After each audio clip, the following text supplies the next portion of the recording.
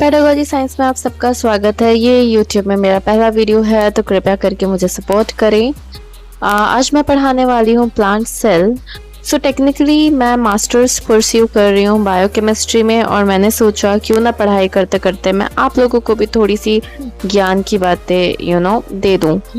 तो सेल एक smallest unit होता है, एक फंडामेंटल यूनिट होता है, एक फंक्शनल यूनिट होता है लाइफ का। मतलब सेल से ही लाइफ ओरिजिनेट होता है। ग्रुप ऑफ सेल मिलके बनते हैं टिश्यू, ग्रुप ऑफ टिश्यू बनते हैं ऑर्गन, ग्रुप ऑफ ऑर्गन बनते हैं ऑर्गन सिस्टम, और ऑर्गन सिस्टम कंबाइन बनता है एक ह्यूमन बॉडी।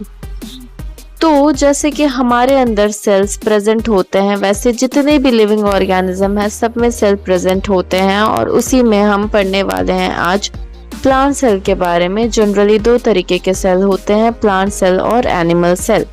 तो जब मैं बात कर रही हूँ प्लांट सेल के बारे में, जनरली उसका जो शेप होता है वो होता है रेक्टेंगुलर या फिर पॉलीगोनल।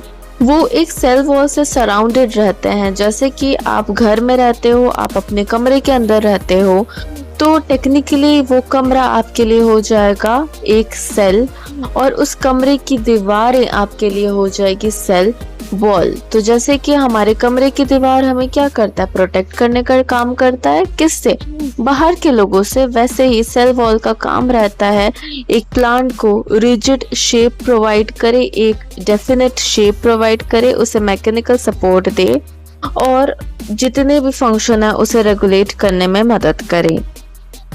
अब आपके घर में, आपके रूम में काफी सारी चीजें रखी होती है, और हर एक सामान का अपना खुद का एक पर्पस होता है। चेयर का पर्पस है बैठना, आपके अलमीरा का पर्पस है सामान रखना। वैसे ही सेल के अंदर भी बहुत सारी चीजें होती हैं जिसको हम बोलते हैं सेल ऑर्गेनल्स। इसे हम सेल ऑर्गन भी कह सकते हैं। कि सेल वॉल के बाद क्या आता है, सेल वॉल के बाद आता है, सेल वॉल के अंदर ही आता है हमारा सेल मेम्ब्रेन, जिसे हम प्लाज्मा मेम्ब्रेन भी कहते हैं। प्लांट सेल्स में होता है सेल वॉल, एनिमल सेल में सेल वॉल एब्सेंट होता है। तो जैसे कि प्लांट सेल में सेल वॉल होता है और उसके अंदर होता है cell membrane.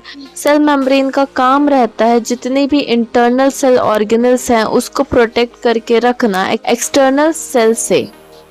Along with that, जब मैं बात करूं सेल ऑर्गेनल के, तो सेल ऑर्गेनल एक नेटवर्क की तरह पूरे के पूरे सेल में बिखरा होता है, लेकिन वो अपने जगह में स्टेबल रहता है। क्योंकि सेल के अंदर होता है साइटोप्लाज्म। साइटोप्लाज्म एक सेमी लिक्विड फ्लूइड है जो हर एक ऑर्गेनल्स को उसके जगह पे रहने में मदद करते हैं।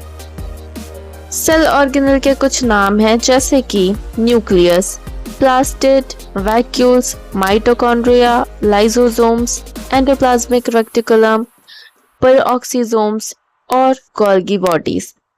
और भी बहुत सारे सेल ऑर्गेनल्स प्रेजेंट होते हैं, बट फिलहाल हम इनके ऊपर थोड़ा सा चर्चा करेंगे हमारे नेक्स्ट वीडियो में।